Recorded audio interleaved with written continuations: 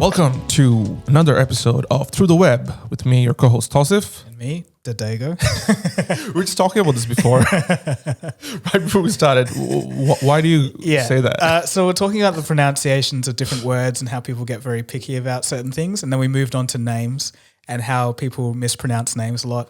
And a common one I get is Dagogo, which is Dadago. And it's the worst thing when people type it in emails because it's like, you're not even paying attention.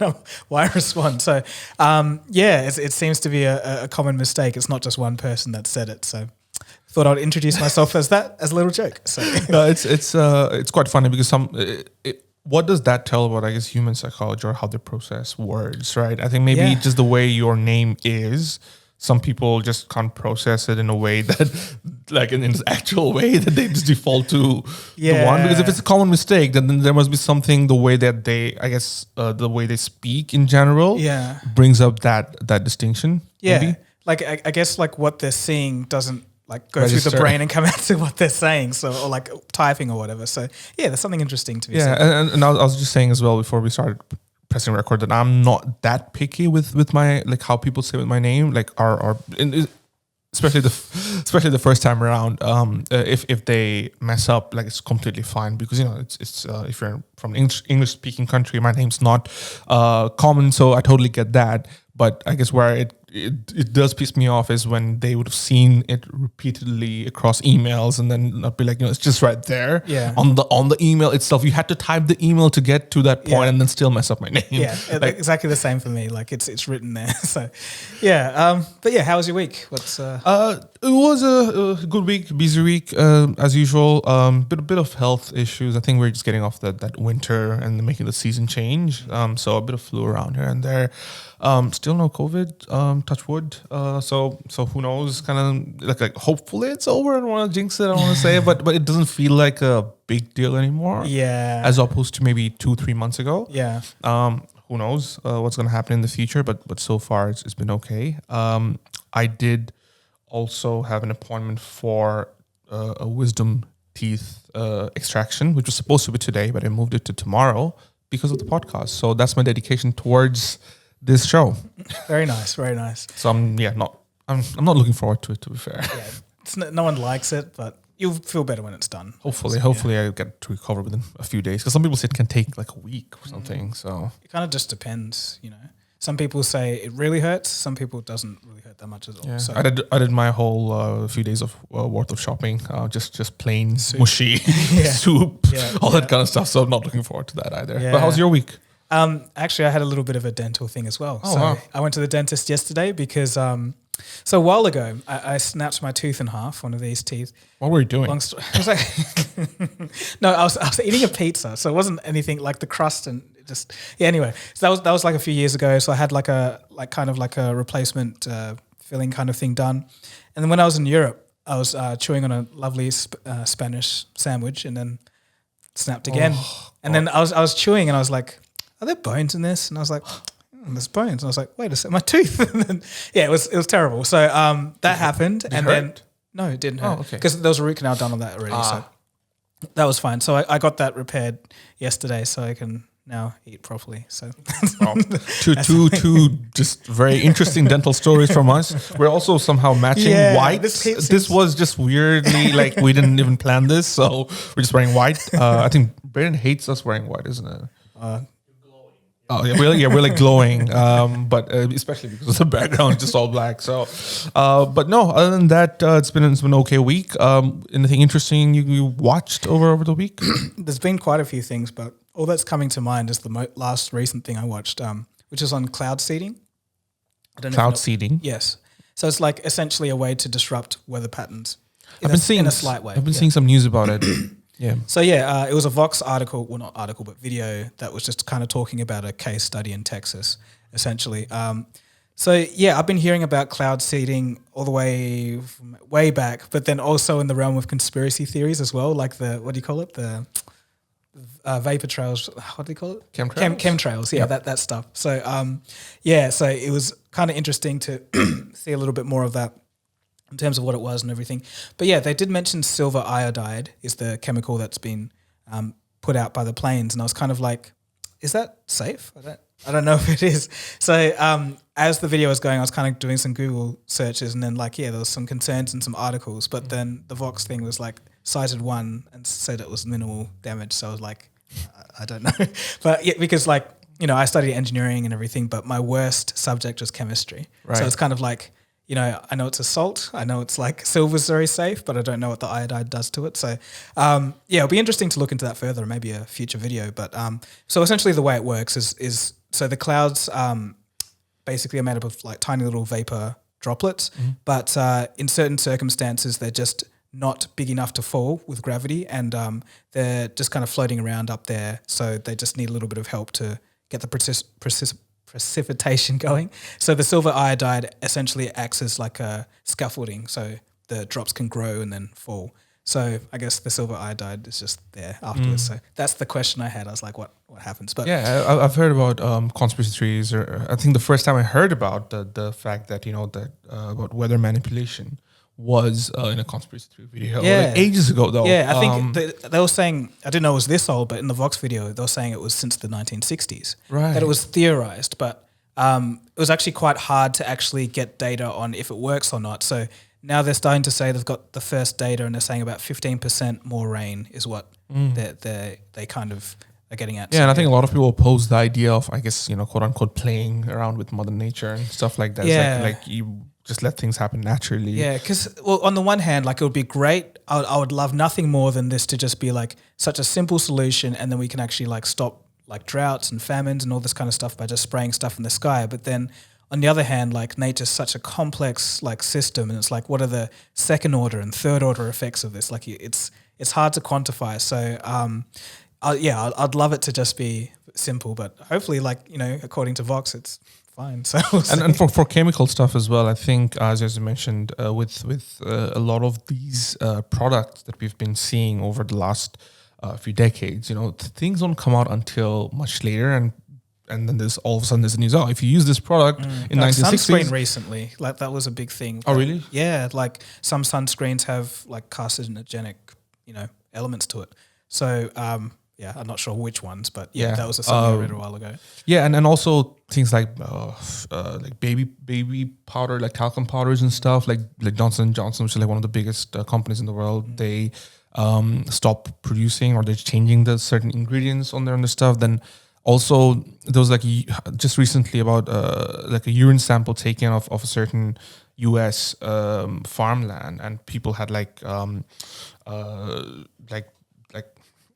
something to do with cancer as well, potential markers. Yeah, markers that could develop cancer down the line. So I don't think it's completely baseless to question some of these things, but at the same time, we're surrounded by so many different products. I think if you just worry about it all the time, you lose your mind, because you just don't know. They're focused on this microphone, or this laptops, all these lights and stuff. You just don't know to that detail. Just walk around in a shielded suit, hazmat suit 24/7. Yeah, and you'll be fine. Yeah. No, but and then the little tinfoil. I think I heard about those. They work.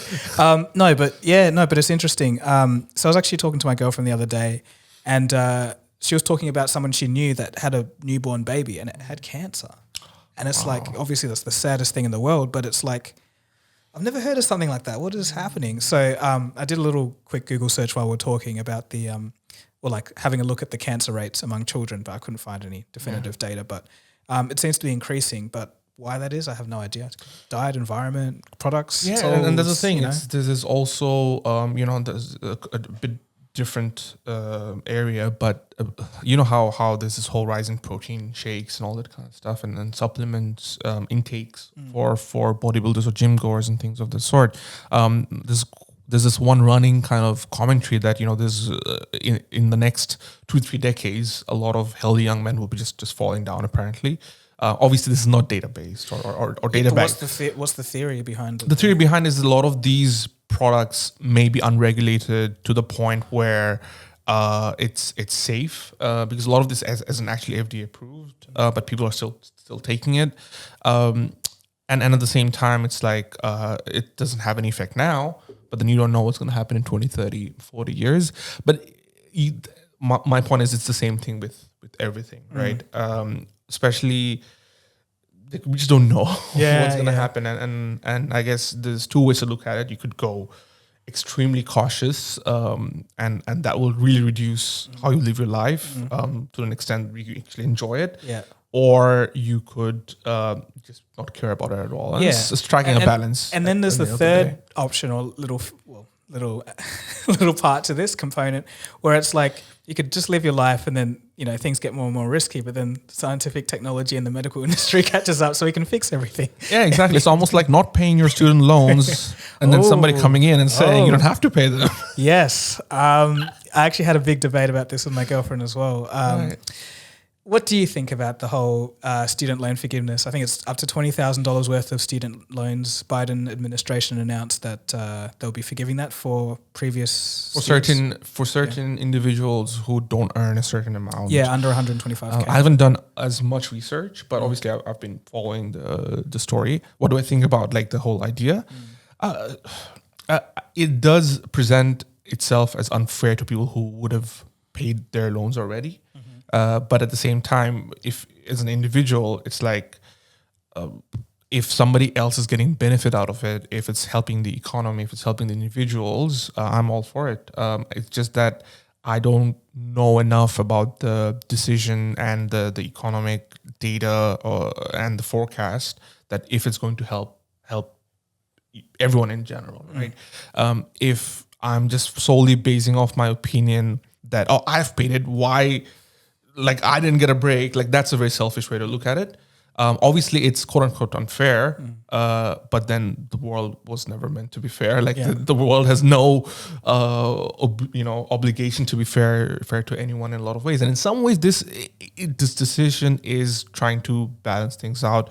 Maybe for individuals who might have, they didn't get a job that was promised by quote unquote the society that if you go to university, you're gonna land a job straight away. Yeah. So I think, I understand. I agree with the fact that, both sides of the argument that for those people who have had that debt and now it's expunged, they're going to be like, now I can live my life. Now I can focus on other things and get my life going instead of because I think they're quite predatory. Like you have 8% interest rates and it's just crazy. The interest is criminal. Like the whole model of it is honestly, it's I don't know how did we get here? Honestly, lobbying, because there's no way politicians are we're going to do this because I think it's good for the country. Obviously, there's something else going on there.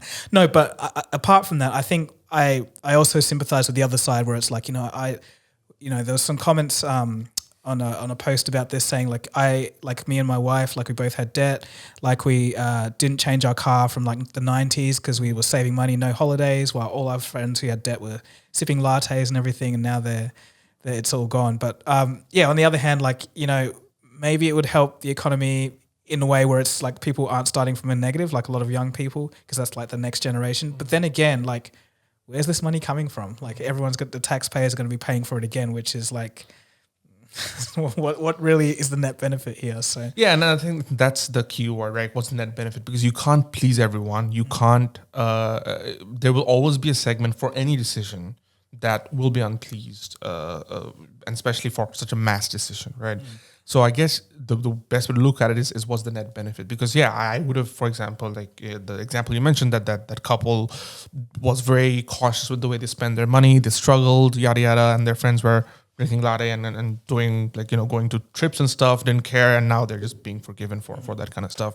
There is a portion of those people for sure, and again, that's the unfair stuff. But then there's also a portion of people, like you said, who basically were doing what the society told them: take that loan, do this degree, and you'll land a job. Okay, just a small caveat there, but it depends on the degree as well, though. If you're studying ballerina dance in ancient China, it's not going to be a lot of jobs, No, of course not. But again, that percentage of course, would be a certain amount compared to a lot of others. So again, there will always be those examples and those exceptional examples. What is the net benefit? Which is why I said that if it would feel unfair to me, but if I see that, this is actually going to help the economy, it'll help others, and there's actually a net positive out of it, I'll have to suck it up instead of taking that selfish route. But that's again, it does come back to this point of net benefit. But then I'm thinking about this again. Like I haven't looked into like how this call could play out. But like, what if this contributes to inflation again? So it's like, what's the point? Yeah, so it's kind of like, I don't know. These things, there's like different levels of looking at it. Like surface level, great, nice and shiny. People's loans are forgiven. You go down a bit, then it's like, wait, taxpayers are going to be paying this, and then again, it's like, oh wait, printing money, and it's like, oh shit. So it's like, so it's kind of like, I'm not saying that's how it's going to be, but there's always a question mark. Yeah, just from looking at it. So yeah, fair enough. Anything else you watched over the week? Yes, there was cloud seeding. Some stuff about the Apple event and just like some leaks that have come out. And yeah, apparently the iPhone 14 will be built in India, like in a couple of months. So they're starting the manufacturing in China, but then Apple's been having a lot of problems with the lockdown, and I don't know what Xi Jinping is doing. Like honestly, like these lockdowns have been going on for so long in some of the most economically important, important areas in China. And other companies are seeing this. It's like, we don't know when this is going to end. So they're kind of starting to like look at other places. So yeah, Apple, it seems, is going to start building the iPhone 14 in India, which is a big shift. Because I did a video about them looking at India a few years back. But then at that point, I think it was Tim Cook, he took a tour of the factories and stuff and was like, this isn't quite what we're after. So it looks like maybe they've been still eyeing that off and like training up the workers a bit more. So it'll be interesting. That's kind of the major rumor we'll be seeing. That was announced by Bloomberg, but we'll see if that comes to pass. So that will be very interesting. Like no longer made in China. So that will be for one of the world's biggest products. That's kind of crazy, Very big win for India as well, hopefully. Big win for India. Oh yes, yeah. Like if this works out, then other companies would be looking at that as well. So we'll see. That's one. What about yourself? What did you watch? For me, I watched a very interesting video, which I think you should watch as well, and it's about sleep. Oh yes. So it's a YouTube channel called What I've Learned. I don't know if you've seen. I've seen it around. Yeah. Is that the drawn one? No. It's basically this. He might have had drawn one before, but I've only been following him for like last year or so. Okay. But what he does is he takes on like these experiments on himself. He does like a lengthy experiment, and then he documents the whole thing. And it's things like, Oh, yeah, okay. I've seen the one on fasting, but yeah, okay. Right, exactly, the one on fasting. So he's done one on sleep recently, and the title of the video is like, do we really need 8 hours of sleep? And he goes on to break a lot of the myths that are like a lot of the statements that go around sleep, that you need exactly 7 to 9 hours of sleep, and how certain if you don't sleep enough you'll have a shorter life and all that kind of stuff, and how ancient tribes were like naturally we never used to stay up. It's the technology that's been killing us. And then he starts off with that last statement about ancient tribes, and if they actually had a good amount of sleep, and what turns out they didn't, because most of the time they'd actually have to be awake to fend off predators. There were like some clippings of current tribes who are who still exist and are detached from the modern world, and how do they go about their sleep, right? So when certain individuals came in contact with them, they recorded and asked questions about sleep and daily routine and other stuff. And about sleep, they said, we hardly ever sleep at night because we're too scared to kind of just stay up because we don't know what's going to happen. And turns out they roughly get 4 to 5 hours of good sleep usually at nighttime, right? And some of these there's also this other comment about that you can't make up sleep. Like sleep doesn't work like sleep deficit. Sleep deficit, and then they make it up for it down the line at the end of the weekend or something like that. But apparently there are other tribes who do just that. Like they do shift work over the night where somebody looks after and the other person looks after, and then they make up for the sleep, and they're one of the healthiest tribes in the world apparently. So he goes into those stuff, and then he actually breaks down as to how that stuff relates to the modern world, and how in fact sleeping 9 hours could be worse than sleeping 5 hours as well. Yeah. So this is sorry. No, it's just a brief thing. Like I saw a chart. I'm not sure why I was looking this up, but it was like basically a chart of hours versus risk. Exactly. And it's kind of like, it's like a U. So it's like, you know, 100%. there's an optimum and then it starts getting worse again. Exactly. Yeah. So that's like it's called relative risk versus hours slept or something like that. And I think that's the exact graph that he showed on that video as well. So very, very interesting. He also goes to talk about bright light and things like that, and the contrast between how we're told not to look at screens all too much, but it's actually more dependent on the relative light. So the best thing that he found out is that if he goes to sleep at 10, when he wakes up around 6, which is roughly 8 hours or so, in bed, not necessarily sleep, that's a distinction.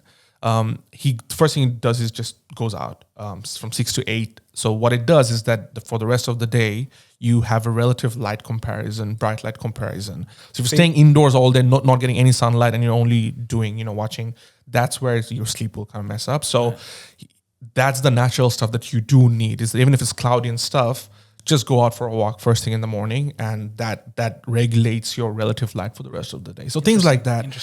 He talks about the timing of the sleep, the temperature of the room. Generally, if it's colder, it's better. Certain elements like magnesium and glycine that helps with your. I'll try the magnesium right. stuff. but it's just like those are the things that are in combination with things help with sleep quality. So he talks about sleep timing, sleep quality, and I find that fascinating because I personally have struggled with sleep every now and then. I've always been a night owl, and I was always shamed for it.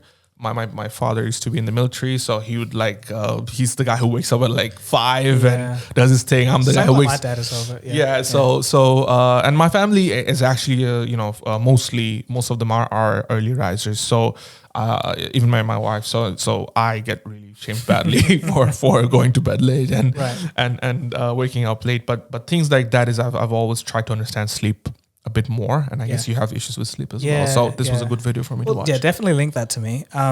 But as you're talking, mainly about the light comparison, it reminded me of a conversation I had with a friend a few years ago. This is a theory, pretty crazy theory, but tell me if you think it makes sense. So I'm especially sensitive to light. So as soon as there's a little bit of light coming in the room, I find it hard to sleep. And this friend, she was as well. And then I was like, what if it's that we're not sensitive to light, but we have thinner eyelids? Could be, right? Yeah. So I don't know what the point of that was, but it's just a theory. But yeah, it's kind of like, it's crazy. Like if there's a little bit of light, I'm done. I'm awake. So it's just, and then I've tried eye masks, but they get sweaty. It's uncomfortable. So it's like, yeah, I think there's certain ways of, again, there's a whole different factors, like variables and things of that sort that add up to it. So just a good video overall. Yeah, link it to me for sure. Going into the next segment, we want to clear up some comments from the last couple of podcasts. I'll start off with some of the comments directed towards me though. Oh. In terms of me facing the camera. Or the way that I don't face the camera enough, because I tend to look at Dagogo a lot more than I do look at the camera and just the way I'm positioned. I don't know why there's so many comments about it. Like the latest ones, wish the other guy would engage with us better. He has his back on us and facing the other guy. I don't know, my back. I don't know where he got.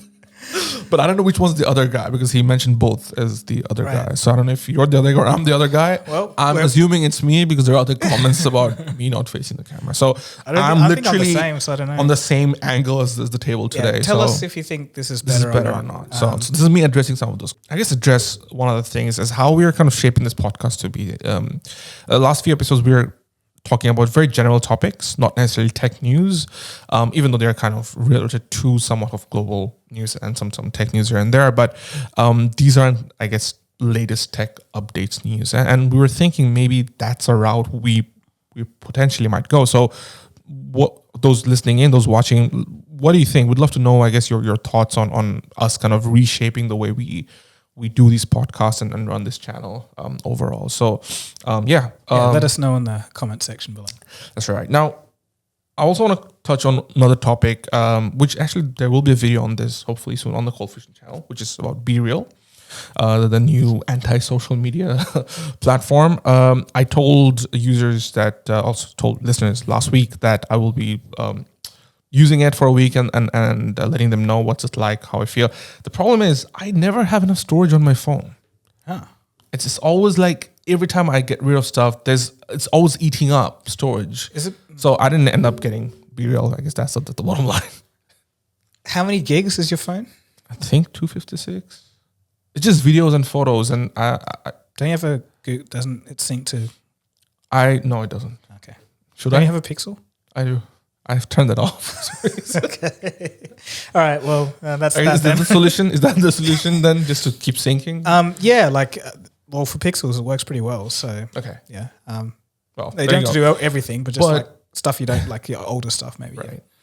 Yeah, I got to look into that because I never have like enough room to even download apps or run latest. But couldn't you like the app can't be that big? Like maybe just delete. It's literally always like you're out of storage. So I don't know. But we do have someone here who has used BeReal, and that's Brayden. So I'll bring Brayden in for this part. I think it's a fun idea, being that it's so different, but I also don't think it's going to be something that lasts. Oh, really? You know what I mean? Like I've seen friends play with it, and it's fun. The idea of right now you got to take a photo, and you've got a 2-minute window or whatever it is, and that's cool when you got a group of mates that all kind of do the same thing. But if you don't have that group of mates, it's less engaging. At least that's how it comes across, right? Because I mean, yeah, you're taking a photo and posting it, but like, when do people ever really want to post a random photo of themselves and what they're doing, unless it's curated? Like, no one has that personal, desire to do that unless it's for the sake of a group, right? Because then it's everyone communicating. So can you see strangers' stuff? I'm pretty sure you can. Yeah, or you follow people, right? Or you have like groups or whatever. But it's yeah, I guess if you were observing other people, that might be a different, it's a different thing to using it yourself and giving that same, randomness, I guess. Unless that was your intention from the start and you wanted to have this very transparent approach to everything that and you did. it's like front camera and back camera. Yeah. So like, I mean, my friends have used it in very creative ways, just like really chaotic moments. You know what I mean? And just but like, if you were just at a restaurant eating food, like who cares? Yeah. Do you know what I mean?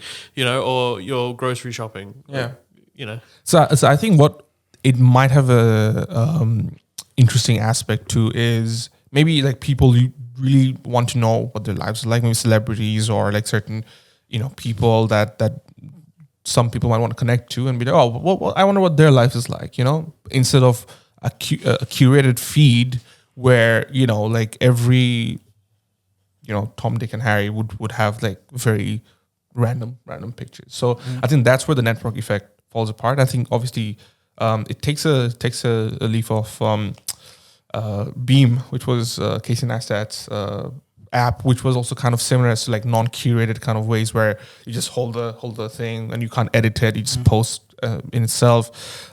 So I think this is kind of like an evolution of that idea of just being completely authentic, no curation and stuff. And again, I think you're right, it will probably fall apart from there. Yeah, if they don't do anything about it, like, because there's always features they could add, and it could be a slippery slope into any other social media. But like, if they play their cards right, maybe it could have some longevity to it. Because I've only just started looking into this, and one of the articles I was looking at was kind of talking about how it's quite big among Generation Z. So to me, that kind of says like, maybe the fact that it is a bit like boring is the appeal of it, because she was saying that like it was a group of friends that kind of introduced her to it, and then other people just all of a sudden were starting to talk about it, but it was always in the context of like, me and my friends use this thing. So I guess as Brayden was saying, like if you have a group of friends, it can actually be funny or interesting, and maybe that's enough. Like Facebook used to do that, it's not really there anymore. Instagram's like so it's like there's no real place for that. On that note, though, Instagram is likely going to copy this feature very soon. But they've got too many. They're like every social media. Every social media now in just one. TikTok, Instagram. Like we're going to start a wall soon. And BeReal soon as well. And I think that's the thing. I think when you're a small social media company, it's just so easy. You'll get eaten up. And again, I think I went back to Instagram's identity last episode as well. It's that they just look at the data. if more people are looking at it, more people will be using it. They're likely going to keep it and steal it, right? So with the addition of the fact that you can monetize it as opposed to what you can do on BeReal. There's actually a comment on that episode where people asked us to actually get on BeReal before it gets blown up, and well, I'll be downloading it. Okay, I know we've had 2 attempts here, but I will be downloading it for the video, right? Because I'll have to look into it. So so a video of that is coming out on Cold Fusion, so that's something to look forward to. On that note as well of videos on Cold Fusion, the latest one you did was about Netflix's gaming and how they're getting to the gaming side of things. Do you want to quickly talk about that? Yeah, sure. So Netflix, as most people know, have been, they've reached their peak and they're like just turning the corner now. A million subscribers left last quarter, and then the quarter before that was like 250,000 left, and that's the first subscriber loss in like a decade. So I guess the people at the top are kind of thinking, how can we turn this around? How can we diversify? And one of the ways they thought about was entering the gaming space. And essentially they launched in November, I think it was, of 2021. A very quiet launch. They didn't announce it. They didn't really say anything about this gaming service. But essentially when you go on the mobile Netflix app and you scroll down, there's like a list of like games that you can download and play. There's some IP from Netflix, but there's some like reskinned and rebranded games. And that's essentially it. That's how they started their gaming process. But in the video, I was kind of talking about how this could evolve and just some news that broke that they're looking into streaming. So there was some hires on LinkedIn, and also I think it was LinkedIn and another service, like advertising for a Netflix person that could be good with cloud gaming. So it hints at there's a few of those job opportunities listed by Netflix. So it's kind of like they're looking into the cloud gaming service area as well. So that's essentially the synopsis. Right. Do you think that's a good move from Netflix? So on the surface, I don't think it's really going to, in its current form, definitely not. It doesn't do anything for engagement for the Netflix app, because literally people can download that game. It's on the home screen. They can click on that and don't have to touch the Netflix app again.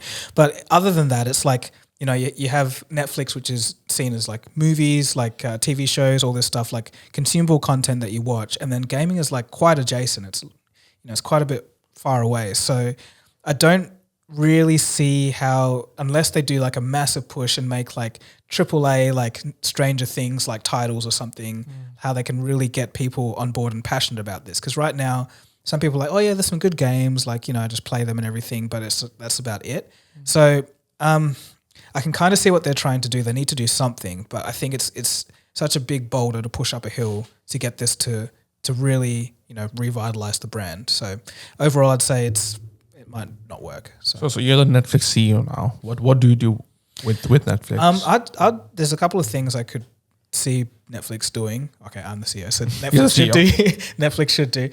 So I think they should double down on like their original IP. Like obviously, it's very capitally intensive, hard, but that's what the core of Netflix is essentially. So because they keep losing shows to Disney and everyone else, but it's like you got to have something original to get people watching again. So that's the hard way.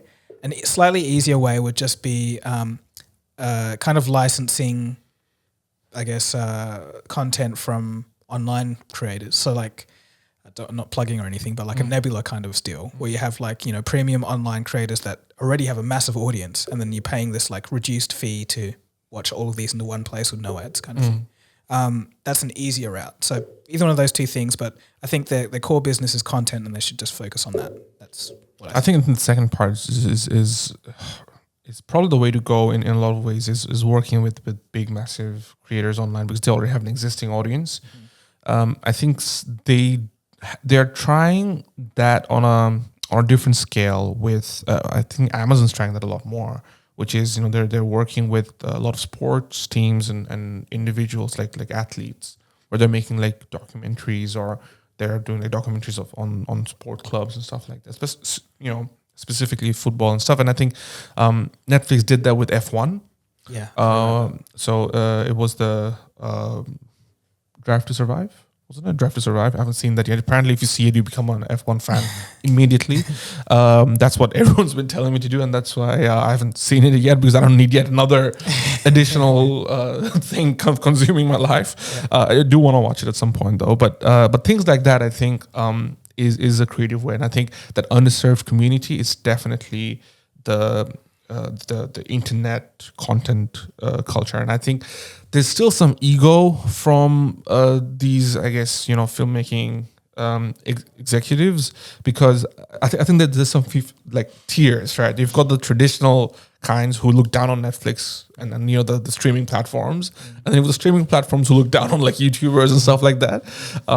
But I think there's room to work around these things. But when they've tried it with creators, they haven't really, I don't know, achieved a lot. Like if you look at YouTube Originals, it was kind of that idea of working with creators, and Originals never really took off. And it's still a native kind of platform, isn't it? Like within the platform itself, and yet people weren't really paying premium to access high polished content from creators.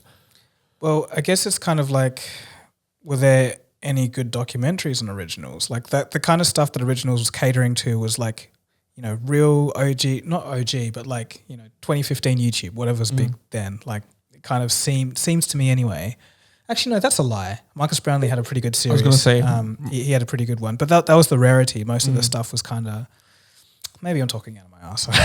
but then with Marcus as well, I think it's a bit different, because he already had a polished outlook in his day-to-day channel. Like, the quote unquote beauty of YouTube that has made it so successful is because of the amateur angle to an extent, is that people can connect to it, the creator themselves, right? I think Marcus Brownlee is a little bit of an outlier in that sense, because he's doing like 8K videos and he's doing like really polished, sharp, clean stuff. He came up with another channel, by the way. So Autofocus, I think it's called. Crazy, this guy's just killing it. Yeah. But overall, I think the fact that then gets translated to something even more polished or just as polished, I don't think it really breaks people's expectations. But then if you see PewDiePie in like a reality gaming thing, or Logan Paul, and I think that's where that kind of thing falls apart, because those were the biggest creators, right? And look at Mr. Beast as well. Like he's pulling in views from all angles, but still his video has that amateur feel to it. Imagine like a polished version of a Mr. Beast video. I think that's where it kind of will fall apart. Well, this is a bit of a side point, but I was watching, I don't know, it was just some creator that I'd never heard of before, but he did a video about Mr. Beastification. I have it on my watch later. It's worth a watch. Maybe it was a bit harsh, but it's worth a watch. But he was towards the end, I think he was talking about what made YouTube great in terms of the amateurness, and then he was talking about the Mr. Beast episode where he did the that Korean Squid Game stuff. Yeah, Squid Game thing, and it's like, this is basically like TV again, and it's like because of that, like I'm not interested. I don't know if that's technically true, but it's like, sometimes you want a bit of chaos and a bit of whatever in the content, but then like going back to Netflix, to have that kind of vibe on Netflix, would that work? I'm not sure. But as the CEO, like I'd say we'd roll this out, in a few regions and see how it works, and then put all the look at all the data and then say, hey, like that's where we've got to start focusing on. I don't know, but like something like that. If you did it in a very conscious manner, you could figure out the formula of between that Netflix brand and the online creator space. So.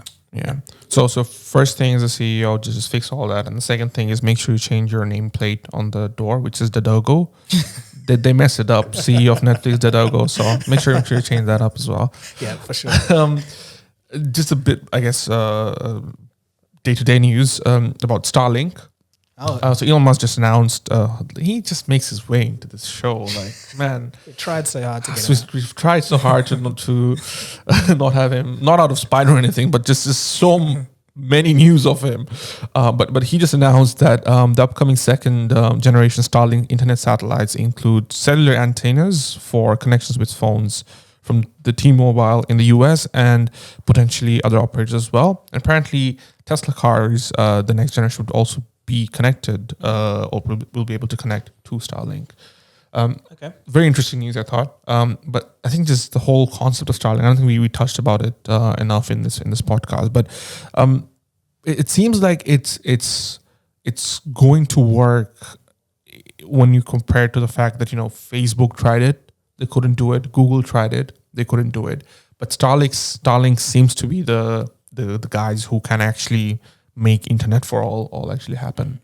I guess, it's coming backwards from a rocket company into tech versus a tech company up into space exploration or rocket, orbital stuff. But I've been hearing, I don't know, there's some complaints on Twitter that Starlink is starting to slow down. I don't know what that's about, like as in the network speeds. But yeah, overall, I think it's great. Like, you can be in a rural area and you can get your internet, and if Tesla cars have it, then that's good too.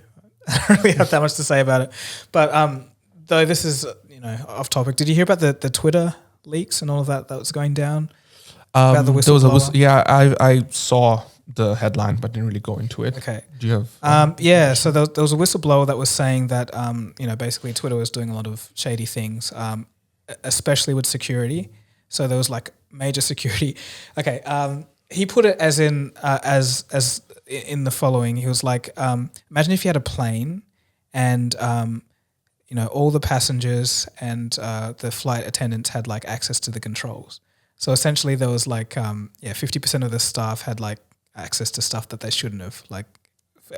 So the security at Twitter was quite terrible. And also there was a lot of spam bots and spam issues. And apparently during the Elon Musk takeover, there was some efforts to hide that from the board. So yeah, there's just a lot of shady stuff going on at Twitter, and it doesn't look too good. So what's where do you think is actually gonna end up with like this whole Twitter fiasco? I don't know. Like maybe there might be another CEO ousting and then get someone else in. But Adam Newman. Yeah, Adam Newman would be great. Adam Newman would just be perfect. It's like, let's just scam everyone. It's like, got to pay now and you get no service. No, I don't know. I don't think it's really a matter of like it going anywhere. I don't think there's going to be any prosecution or anything or maybe the SEC might get involved. But to me, it's just going to be one of these stories that kind of just fades, and people just have a bit less respect for Twitter as a company. I don't see much. Yeah, happening. And it's also the way I guess Elon Musk approached the whole thing. When you compare it to where it is right now, it's almost like just again going back to some of typical Elon Musk's, pumping his chest and screaming at the top of his lungs, "Oh, town square!" Like free speech and all that kind of stuff. And then you have Twitter. There's just nothing's happening. Yeah. It's like just more controversies and just things rolling out of control. And obviously, the fact that Andrew Tate is banned. So there's that. I don't know what he had to say about that. Andrew Tate. I thought we were going to bring him up on the show, but I guess here we are. Might as well. Okay. Yeah, I don't know. Okay, so let's like solidify this down. So we have like an absolutely hated, very controversial, and some views abhorrent figure. Should he have the right to stay on these social media platforms, or do you think it was okay for them in lockstep to kick him out? I think there are guidelines for anything. And if you break those guidelines, you will face consequences. I think that's just what it is. When you're signing up to Facebook or Instagram or TikTok or whatever, you are signing up to the terms and conditions. And if their terms and conditions say that you can't say nasty things about certain topics, or if you, for example, even start making threats to certain individuals, or if you're just being aggressive or violent, etc., those things have consequences, right? And it was the same thing with Andrew Tate. It doesn't matter who it is, where they're from. If you are being that much of a nuisance, you'll face the consequence. And I think that's what it is. Nothing in my head. It's nothing to do with free speech or anything like that.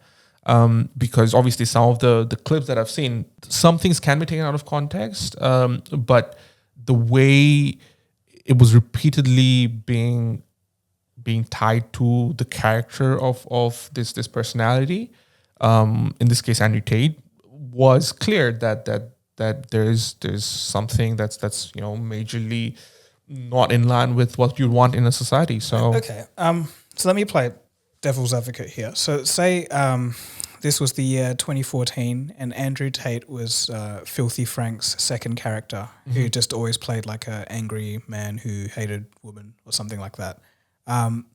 Do you think that if it was like a parody or something, like, do you think that that changes things, or do you think that what he said was what he said? very good question, because basically I tend to defend jokes and things of that sort. Probably in 2014, it would have stayed. It would have stayed, because today, even a parody of something like this does get people upset. And I feel that it, generally speaking, there's that whole discourse that, like why should we adhere to these new policies and stuff like that. I feel it's just a reflection of the times, and times change. Yeah.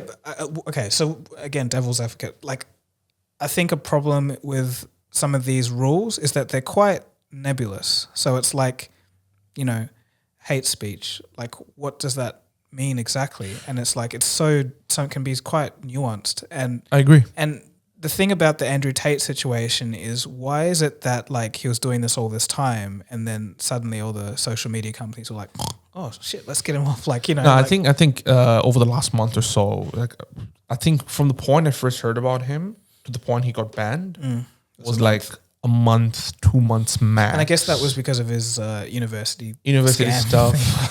Well, I don't think it was a scam per se. But it was an MLM. It was an MLM. Was it for sure? Yeah. I think you just get a commission for people to, which for me, like in my head, it was is kind like, of like you make your money by recruiting others to go into this thing. So I think if you put it like that's how it is. But then when it's almost like a referral system. So for example, you I don't know, you have a subscription to a bubble tea company, and then if you bring in more people to the bubble tea shop, you get a commission off of that. I don't think that's a scam. It's not okay. That's not a scam, but that is kind of multi-level marketing. Like, I would say the multi-level marketing is when you keep pushing the money down to people, and the last one to buy basically loses the money.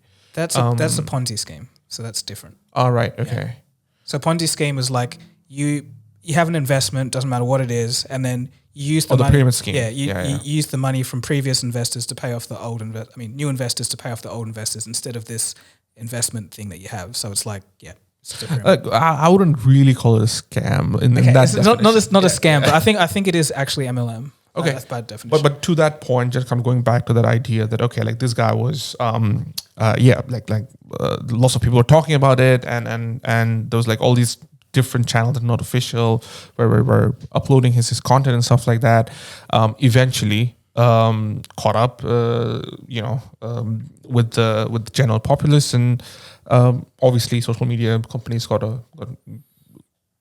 in and decided to take it off. But I think Philip DeFrank also covered the story, and he said it's only going to make him more successful in the wider side of things, because his crowd will see him as a victim, and therefore the university will be like, here's a 3.0 version of the university. This is where everything's free. You can talk about anything you want, and he just kind of keep continuing doing what he does. And I don't know, man. Like, if this was part of his business plan or not, whatever it is, he's made a lot of money. So it's for sure. And I think overall, it's just that you can stop, and I think that's where I kind of look at private companies. It's up to them to decide who stays and who doesn't, because you're signing up to the terms and conditions. But for people to completely take that idea off, I think that's a deeper issue. Like, if somebody's being just hating towards women or talking about them in a derogatory term, how do you combat that? I think that's the more deeper questions. Just getting people off of social media, I don't think is enough of a solution. It's quite a blunt hammer, I think. Yeah. But we'll say this last. Mention this last thing, and then we'll wrap it up. But do you think, it appears to me that there seems to be like a growing sentiment among some people that actually look up to, like, I don't know if it's scam artists or whoever it is, just people that do bad things and get away with, making a whole bunch of money. I think more people look up to that. Because I was on Instagram, which is a rarity, but I was watching this Vice little piece that they had, and it was about this guy who steals jewelry from rich people. So essentially what he does is he goes on their Instagram, like has a fake profile of like himself as a like attractive woman, and is like, oh hey, like blah blah blah, like and then like gets talking to them. Like he says it can take anywhere from 1 day to about a week of talking, and then he goes to the same club that they're at because they're always flashing their money and everything at the clubs they go to, and they say where they are, and then he just goes and robs them. And then the person was like, so what do you so you're saying that these people deserve it? It's like, yeah, of course. And then he's like, and the reporter's like, so what do you have to say to these people? And it's like, yeah, buy more Rolexes. And then everyone in the comment section is like, yeah, good on him. Like, yeah, I think that's fair, blah, blah, blah. Like there's not like one person saying this is wrong. So I feel that's kind of like obviously that was the surprising comment section, but I don't think that's reflective for wider. No. I'm not saying this one video. I'm just saying that's an anecdote because like, I don't know, like I've been seeing it like in the comment section of some of the scam videos I do. Like you get 90% saying this is terrible, but then some people saying good on him, and then I've seen that a little more often. So I don't know. I think it's this idea of corporate, like the little guy versus I guess corporations, or inequality like inequality or something, and the whole idea of Robin Hood as well. I mean, not the company, but the idea of. But this isn't so much stealing from the rich to give to the poor. This is just about getting your bag. Like that's it. Stealing from the poor. No, the rich to get to the man. Yeah. No, I mean, he's not distributing that wealth to the poor. He's just giving it to himself. Yeah, exactly. So it is a bit concerning that a lot of people are thinking in line with that. So well, I don't know if it's growing or not. I guess there's always that section of people who are a bit. I don't want to say weird, but concerning, displays concerning behaviors, that think that's okay in general. But I think maybe they'll look at these individuals as people who are by default corrupt. Maybe they look at these individuals as like, oh, just because, like, the whole idea of influencers, how there's this negative connotation towards. There's this whole section of people who look at anybody who's, I don't know, like an attractive person, and then they're using that to sell products on Instagram. They'll look at that as an inherently negative thing. And I've seen this thing like on social media, like, oh, for example, very random story, but say an influencer dies off of cliff for taking a selfie, or while they're taking a selfie, and the comments will be like, yep, you're stupid, that's what you get. Like no remorse or no empathy or nothing like that. Like, oh, you're stupid, like you're an influencer, you have nothing good to add to this world, therefore it doesn't matter, you deserve it, kind of thing. And I've seen that kind of stuff often as well. So I think there are certain sections of people who inherently think that like everything's black and white, right? Like if you're X or if you're Y, you are inherently a bad person, and there's no shades of gray in you. And I think that's a sentiment I've seen quite a lot, just in different aspects. Yeah, okay. And I guess you saw one aspect of it in those Instagram reels. I guess that was very interesting. I was like, everyone was like, "Yeah, this is great." And I was like, "What?" It was in a balaclava and everything. It was like, "Wow, okay." Yeah, it's nuts. Anyway, where'd you get that balaclava from? It's like it's commenting. Yeah, so anyway, I think that's about the end of this conversation. Off the rails or brilliant, you tell us. We don't know. So thanks for watching, and we'll catch you again for the next episode. Cheers.